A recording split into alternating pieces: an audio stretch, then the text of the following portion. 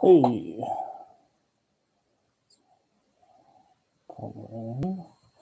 Hello. Hope everybody is having a good weekend. Welcome to the live stream. Just hello. Yeah. Sorry the stream is not on a Saturday. Like I said last time I streamed, I am finding, so a little bit of backstory. Since I started working for the Virginia Department of Health, I have not actually had a regular weekend. I was part of the weekend crew when I was hired, so I was working Saturdays and Sundays. Eventually, I was able to work it out so that I was only working on Saturdays. And then just recently, I was transferred to a new position, which gives me regular Saturdays, or regular weekends, that is. And so I've had Saturdays and Sundays now for just a couple of weeks. And I am very happy about it. But what I am finding is that a lot of the normal weekend activities, such as errands and family time, generally get front loaded to Saturdays. And so I've been a little bit more busy on Saturdays than I've been expecting. So mea culpa.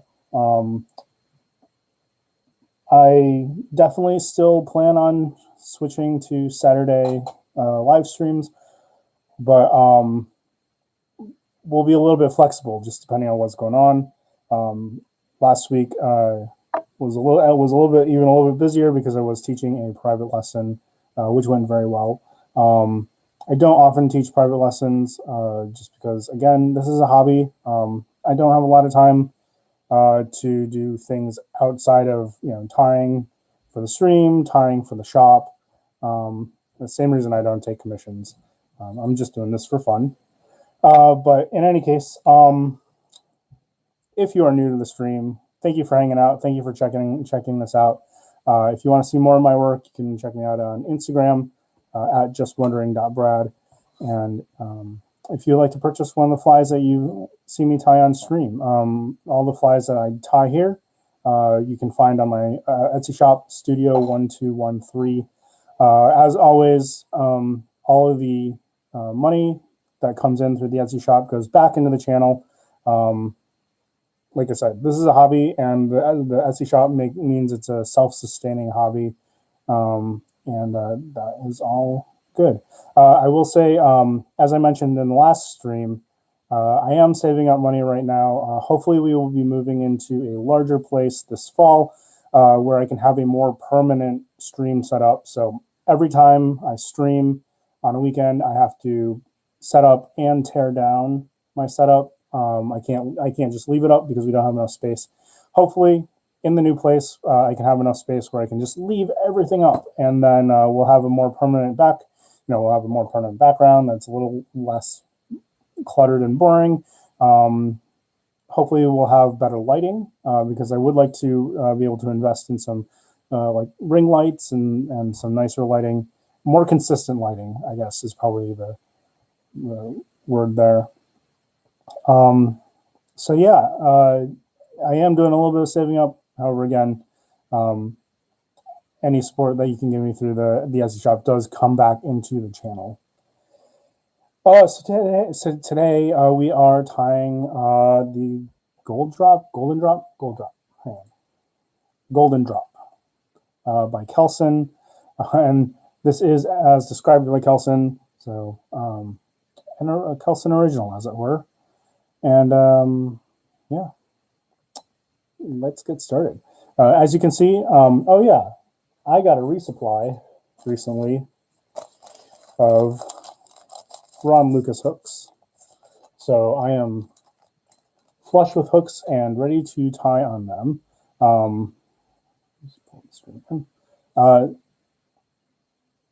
So we are ready to go with hooks. So again, as usual, I have started my fly. Center it.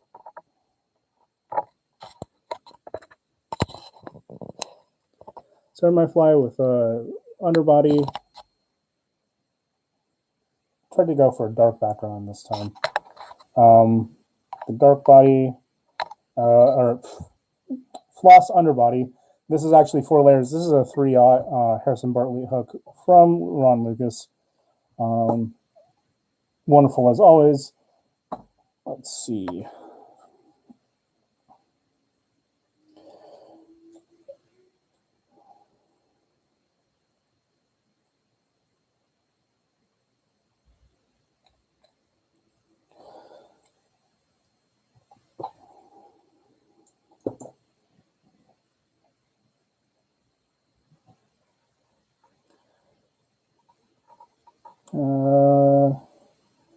And again, for my underbodies, I am using a Vivus gel spun, just because that's what I have on hand. My preferred underbody material is Ultra Stretch.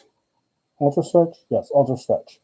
But I happen to have Vivus on hand, so that is what we're using today. It makes a fine underbody. Actually, I would argue that it is capable of a smoother underbody than Ultra Stretch. And you certainly don't have to be quite as careful when, well, so the reason why I think Vivus is capable of a smoother underbody than Ultra Stretch is because you can actually burnish Vivus because it's a you know, not doing that very well. Excuse me. Because it is a gel spun, and just has the properties. It is quite difficult to fray it, so you can burnish it quite heavily, and get quite a smooth underbody. Yeah, I'm talking too much, not focusing here.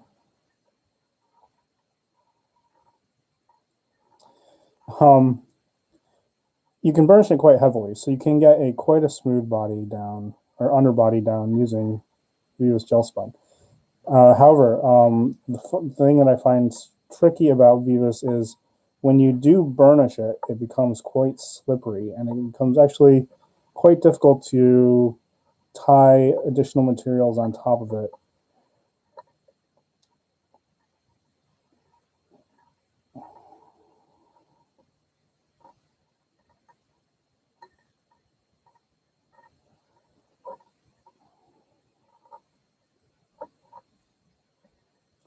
So that does make it a little bit more challenging to tie with.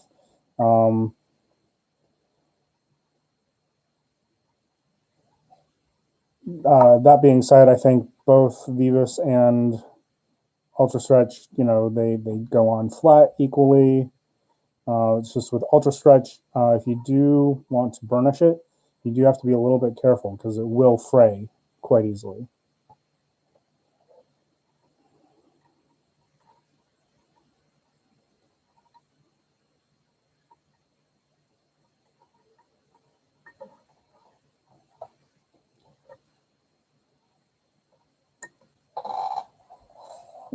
Trash. All right. Now, I am making one substitution to the pattern today. I do not have cream floss or cream silk for the tag. I am instead going to use pale yellow. Cream silk is not something that is common on salmon flies, so I do not have any. Well, I do have some, but it's rayon, and I did not want to use rayon. I wanted to use actual silk, so I'm going to be subbing pale yellow, which, to be fair, a lot of the pictures that I've seen of this fly, the cream colored silk tends to look pale yellow anyway. I don't know if that's a function of like the lighting or just the fact that cream generally tends towards a yellow hue regardless, but in any case, pale yellow silk is what we're using today.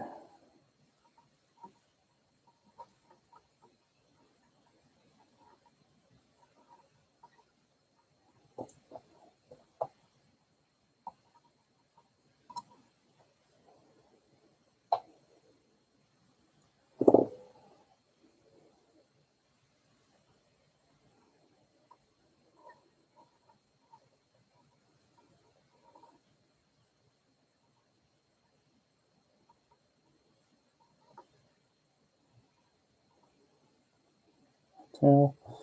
This tail was prepared because it was a rescue off of another fly. I do like to rescue materials or recycle materials whenever possible. So that was not.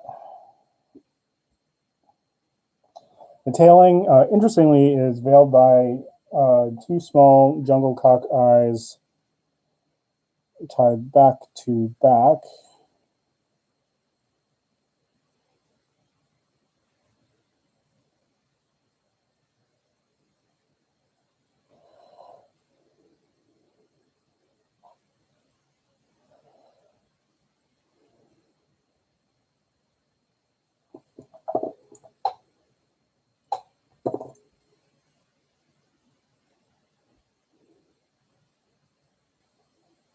So we just prepare those. We'll tie them in fairly.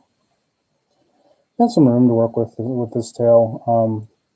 Tail's got some nice curvature, so you don't quite have to cut these short.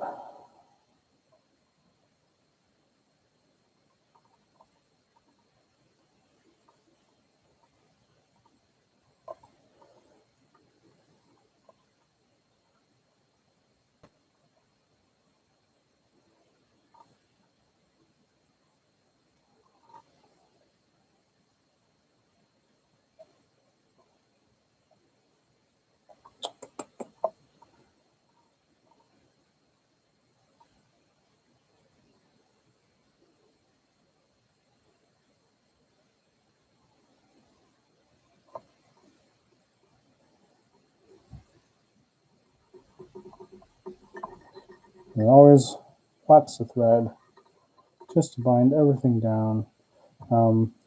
Not too worried about a little extra bulk here in this area because there is a ostrich curl butt that's going in. So we can take a few extra wraps just to make everything secure. I do get a lot of questions about like how many wraps of thread do you take in this place on the fly, or how many thread wraps do you take in this place? And a lot of it, I am not one of those people who counts thread wraps. So a lot of how I determine what thread, how many wraps to make is dependent on what I can get away with, put it that way. So in this case, because, there is a curl butt going in, I can get away with a lot more thread wraps in this tail area. Now, if I was just transitioning straight to like a floss body, I'd want to take as few wraps as possible. I'd be a lot more careful with counting my wraps. But because there is going to be a curl butt going in, I don't have to be quite as careful. So I can take a few more wraps. It does help things be a little bit more secure. And it also, it's a little less stressful. All right. Speaking of butts.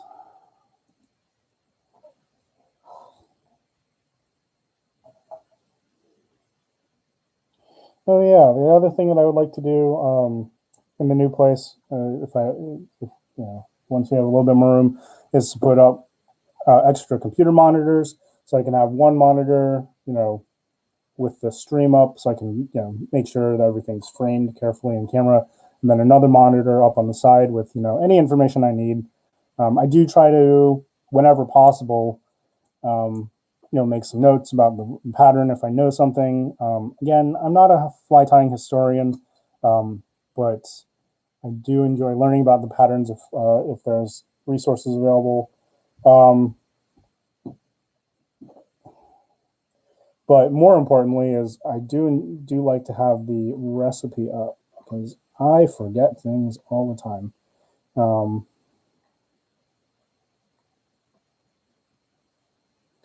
And so having the recipe up is very useful for me. And unfortunately, right now, because I only have space for a single monitor, I I do forget elements more often when I'm streaming because I can't have the recipe up. So now I think you all have probably seen me tie on a hurl before, but what I like to do is I like to move the fibers. You don't need to go like full hackle fold, but I do like to move the fibers so that they are,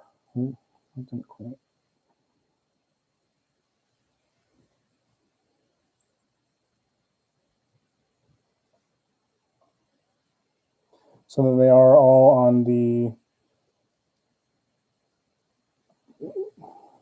back side of the hurl, so that way they don't get trapped under the hurl stem. That looks a little bit uncertain about if they were to become trapped under the hurl stem going in the wrong direction. That does look very unsightly. And again, you don't need to fold the hurl per se, but I do just like to move them so that they don't get trapped going, forward. I'm going to put a nice thick with 2 C's, but on this, actually, gently. And this is a more complex body because it does come in 2 joints.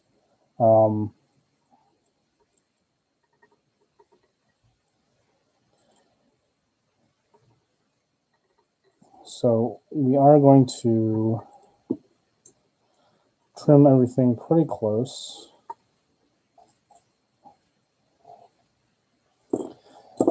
All right.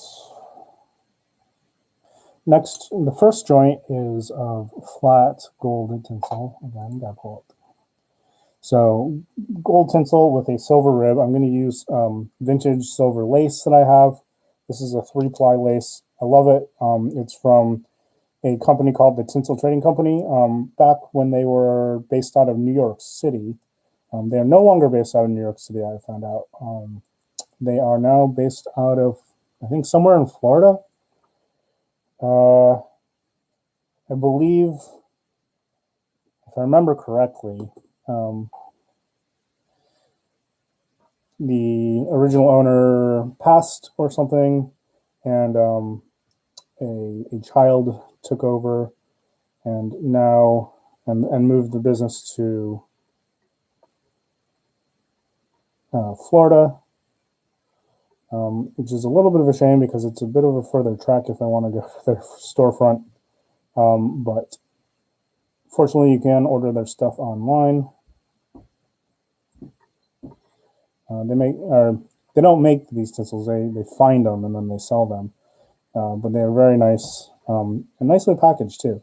They used to offer a variety pack of spooled vintage tinsels. I don't know if they do that anymore.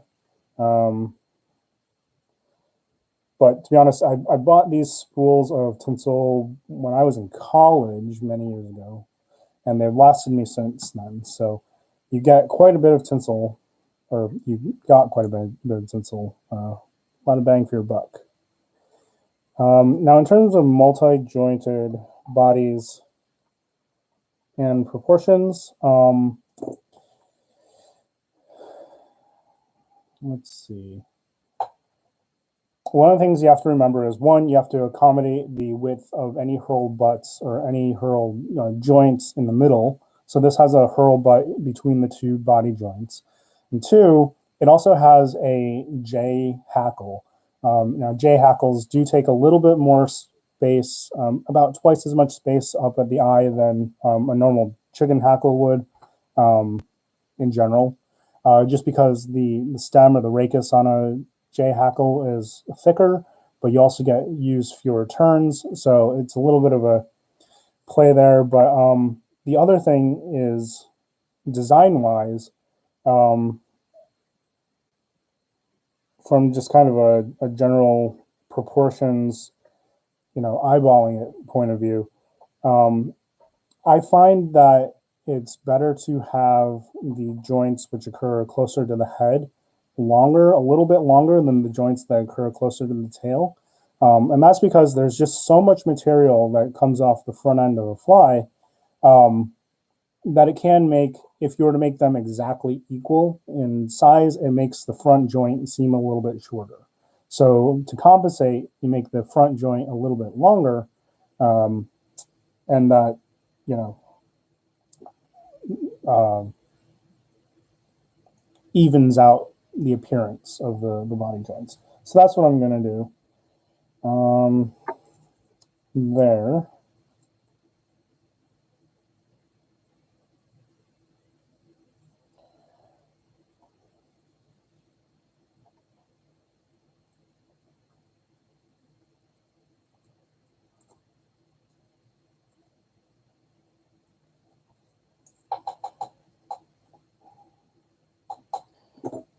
And as always, doing a flat metal tinsel body, doing a two-layer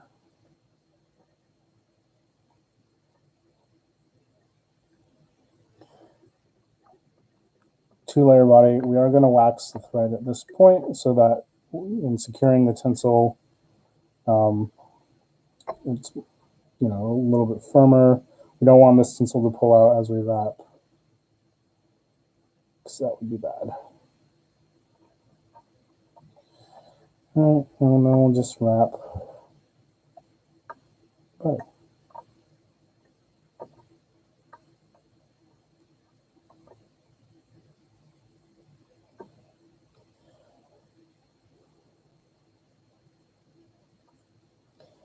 So we always wrap down and back.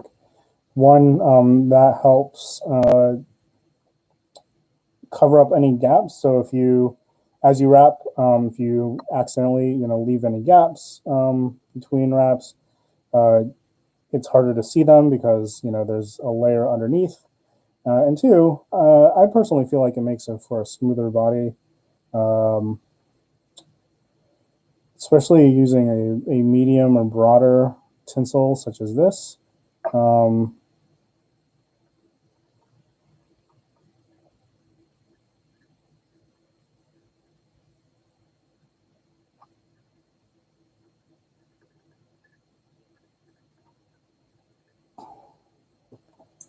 Just because it provides a little bit more of a rigid body. So if you have a single layer, any dips or dives in your underbody will, you know, translate to the body on top. But, you know, having multiple layers of metal tinsel on top sort of bridges them. You can almost think of it. It makes them less obvious. It also helps if your underbody is particularly smooth under a flat metal tinsel body. All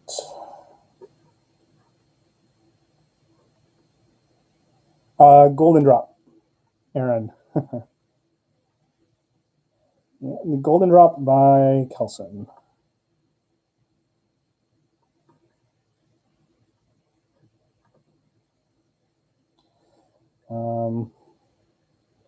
Yeah, today I came up with the name of the stream, Oldie by Goldie, before choosing a pattern, and so I spent like the half hour before stream trying to figure out, okay, what flies have golden in the name that I can use, can tie. Golden Drop, this is a fly that I have never tied, so it's brand new to me. I like the look of it though, and has golden in the name, so.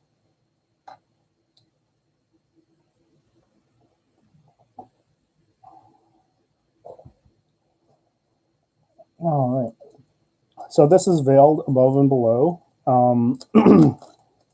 with toucan, and of course, using my favorite toucan sub, which is a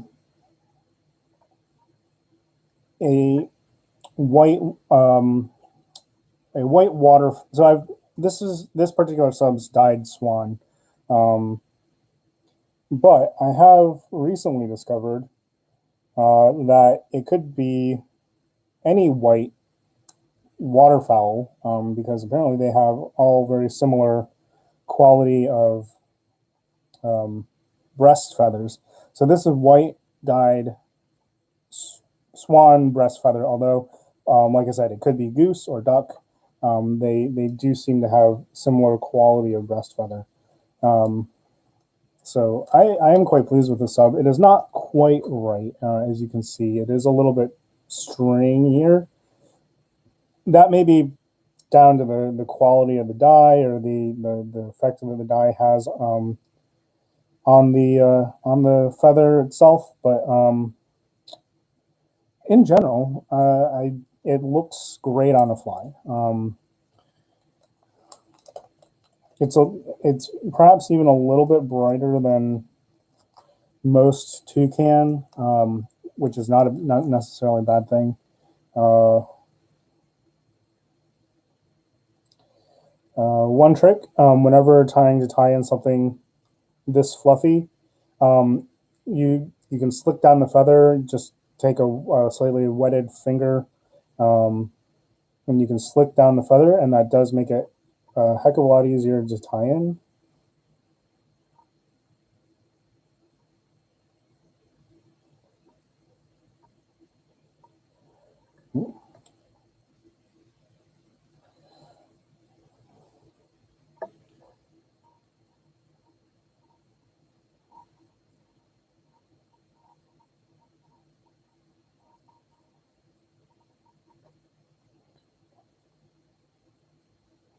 I'm going to add just a little extra bulk there, and you saw me make a few extra thread wraps. That's just because the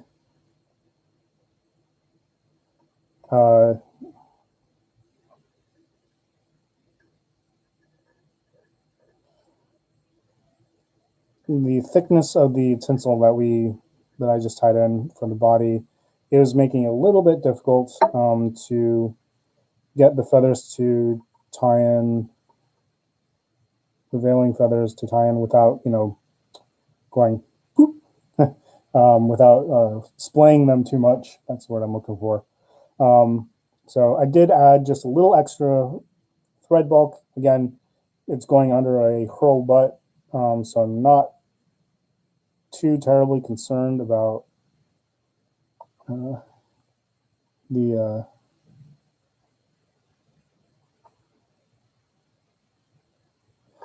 and because this is occurring mid-butt, and this is a slightly smaller hook, I am going to tie these just a little bit long, and then I can always pull them back if necessary. I'm not a huge fan of short veilings, body veilings, but at the same time, they have to be appropriate to the size of the hook. So I'm going to tie them in long. You can always pull them back if necessary. And then pull them back just a little bit. So they're just tied in lightly with a few loops just to see. So I think that's a pretty good length.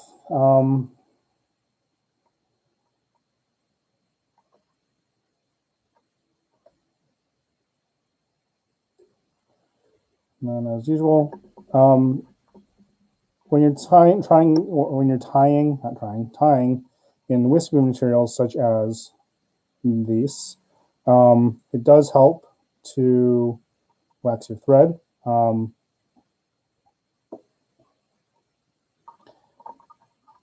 Waxing your thread not only helps secure materials more securely, it also helps control all the extra little fuzzies that occur, when tying in materials like toucan, or in this case, swan. All right. Mid body butt.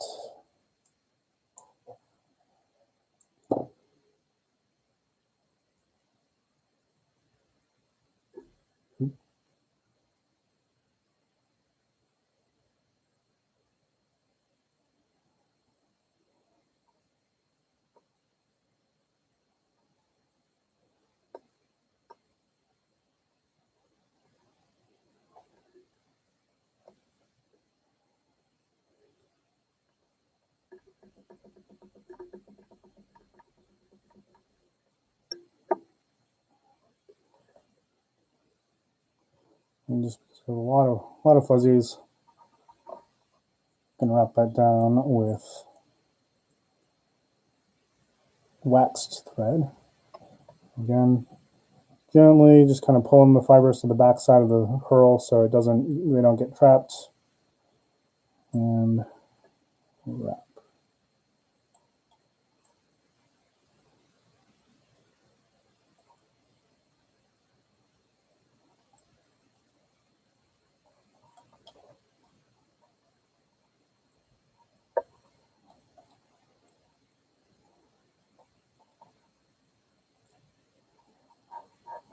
Okay.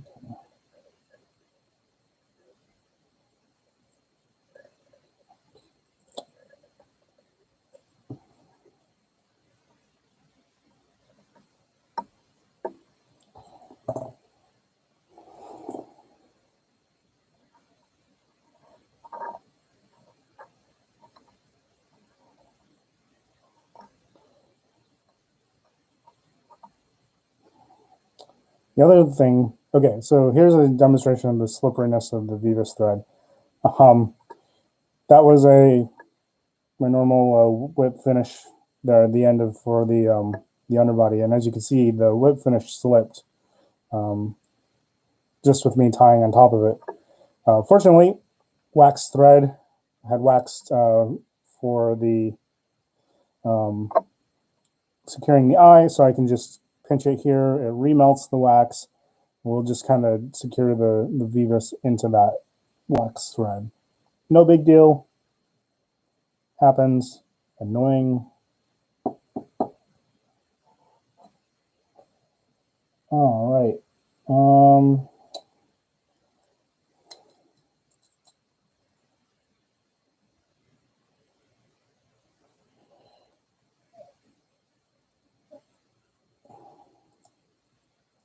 So the front half is ribbed with gold tinsel and an orange hackle. Have the orange hackle, and we're going to use some more of this vintage tinsel. Very lovely. This tinsel actually does what you would say I guess you would call smiles. Essentially, you can see this. Focus.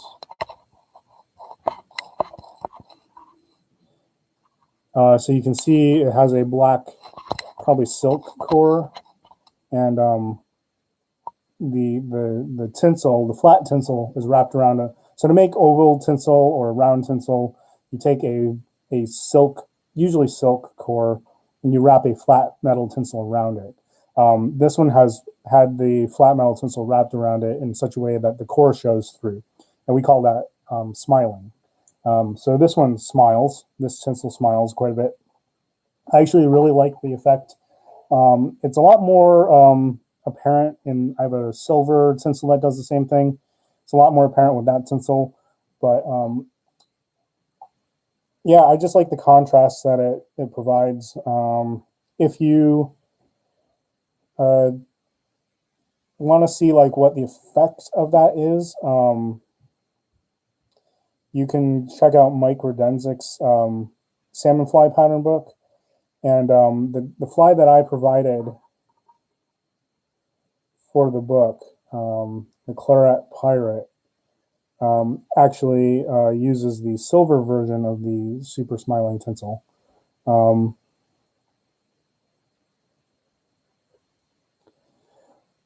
So using the principle of first on, last down, we're going to tie in the hackle and the rib for the front joint in the body. That just means the first thing that you tie in is the last thing that you'll wrap down the hook.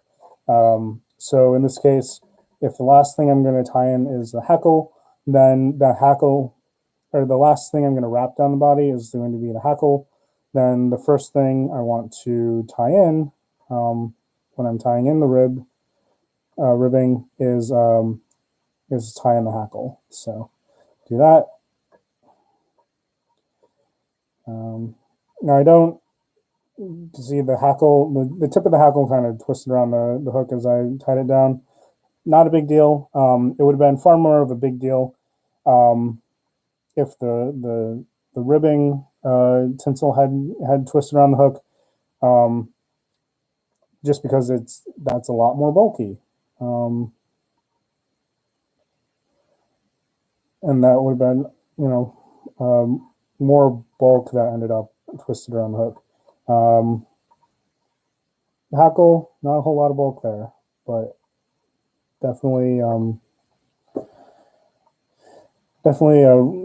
medium oval tinsel is quite a bit of bulk. So, but we are going to secure everything down, and black silk for the body. Just have some leftover. This is French Lagarten silk.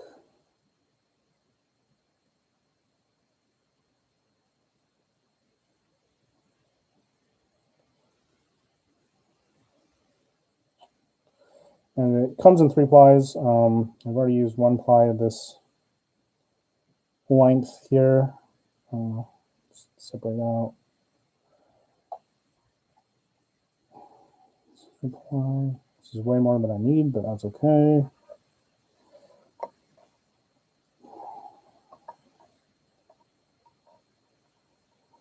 Thread trap it. You have to remember to leave enough space for J hackle again, which takes up a little bit more space than a chicken hackle, but there's no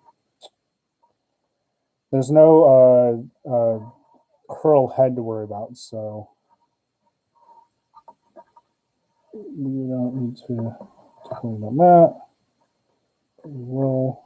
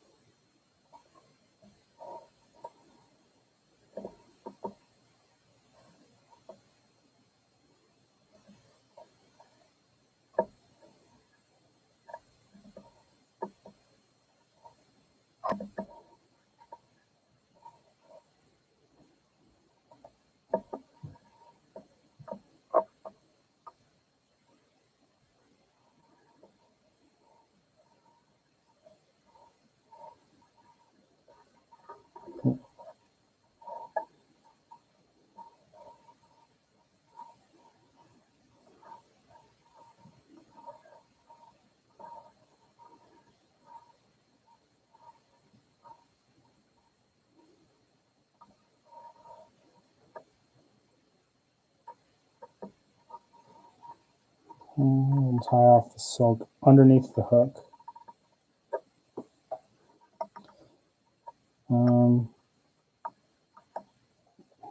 I have a whole thing about heads on flies, but we'll talk about that next stream, because then I'll actually be forming a head. Sorry, I forgot to mention at the top.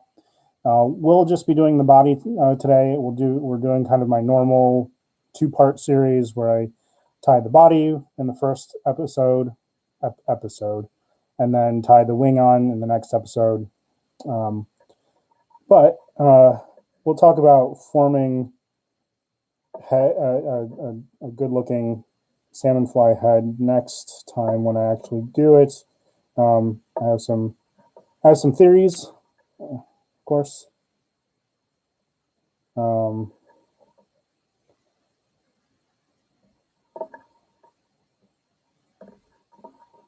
About what makes a good good construction. I use the word construction on purpose,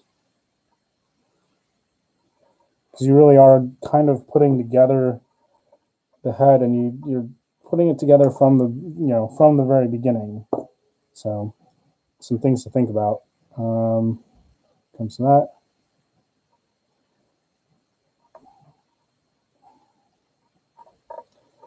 All right, and just fold the hackle here on the fly, just pulling the fibers to the rear.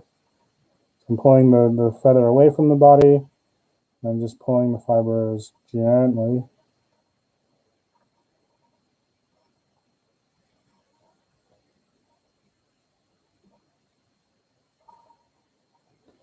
So they're all on the same side of the fly.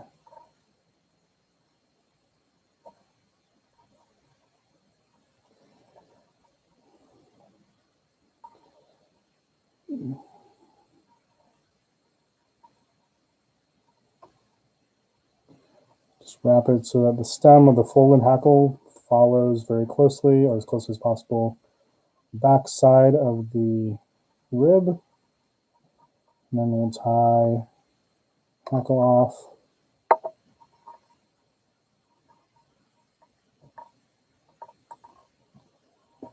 The back side of the hook.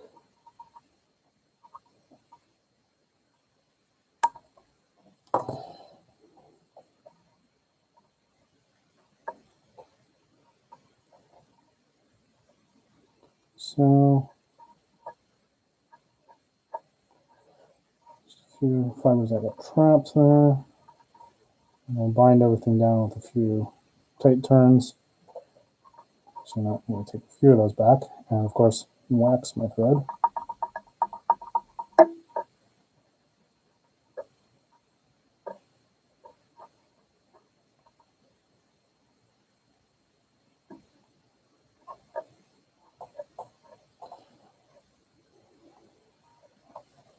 All right. Looking good. It's a good looking body. And now, J-hackle. So this is a 3/0 hook, and as most of you know, or people have tried to tie like the Irish flies, J-hackles don't generally tie much larger than a 3/0 hook, which is why if it does require J-hackle, I almost never tie larger.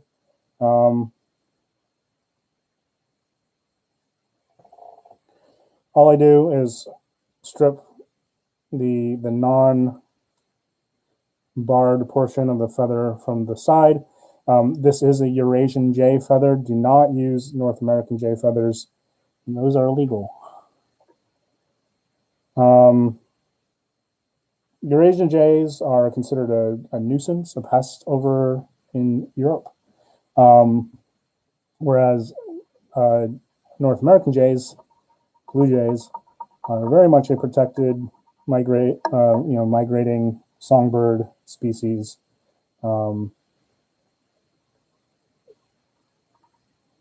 Yeah, just don't do it. It is, in fact, well, I don't know if this varies state by state, but in some states, it is, in fact, illegal to even own the feathers in the first place, unless you have a license.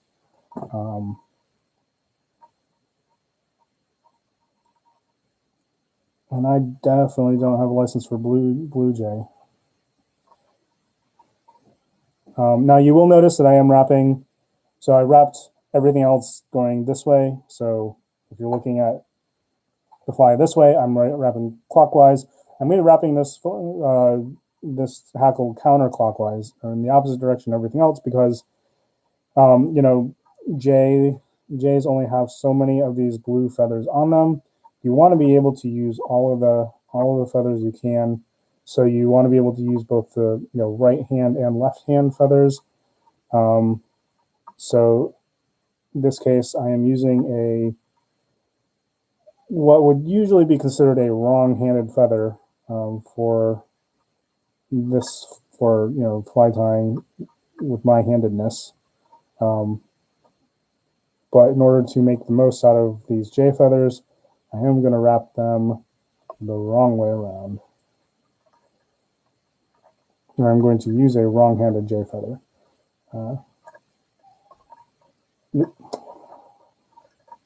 Of course, fiddly.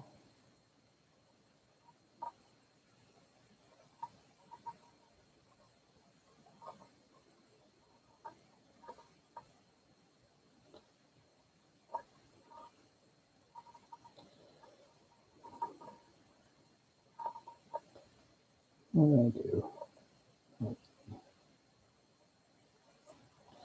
Let's rewrap this. J is very fiddly. Not my favorite thing. Not my favorite thing to work with, although it looks great in the throat.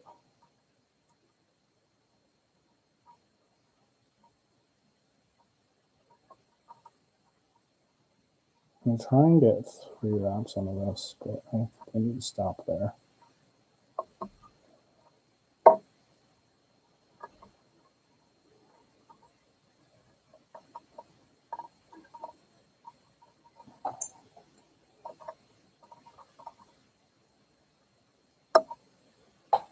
Okay, trimmed, pull it back, and secure. All right. So there we go. That is the body up to the throat of the Golden Drop by Kelson, as described by Kelson. We are going to whip finish off our white thread here. And we'll stop for the day. Again, slightly a more complex body with 2 joints, but it's all the same techniques, and so you just do it a little bit longer, or several times in a row. Next time, I'll put the wing on this fly and we'll finish it out. I'll show you. I'll talk a little bit more about my theories, or my ideas about what makes a good head on a salmon fly and how to construct it. So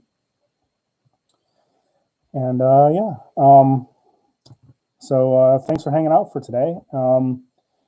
If you enjoyed the stream, hit subscribe, and you can feel free to comment, like it. I do appreciate it.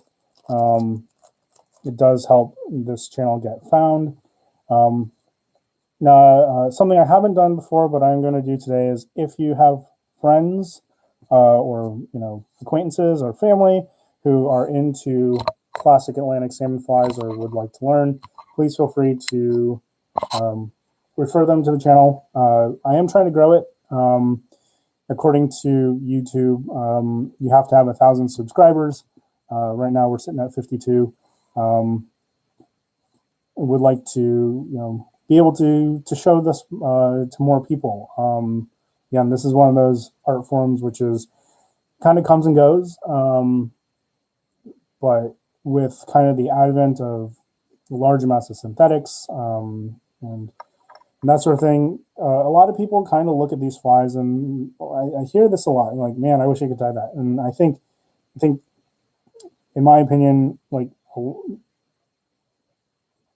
anybody can tie these. It's just learning the tricks, and then getting down and putting a hook in a vise and just tying.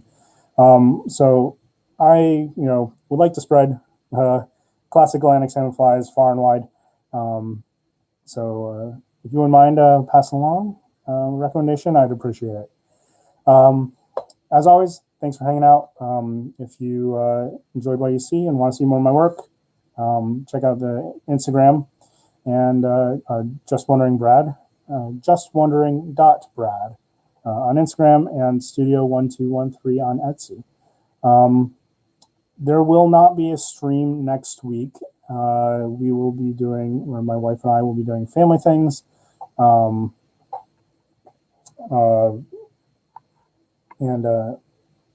we will not be, or I will not be available. However, there is nothing on the schedule for the week after yet.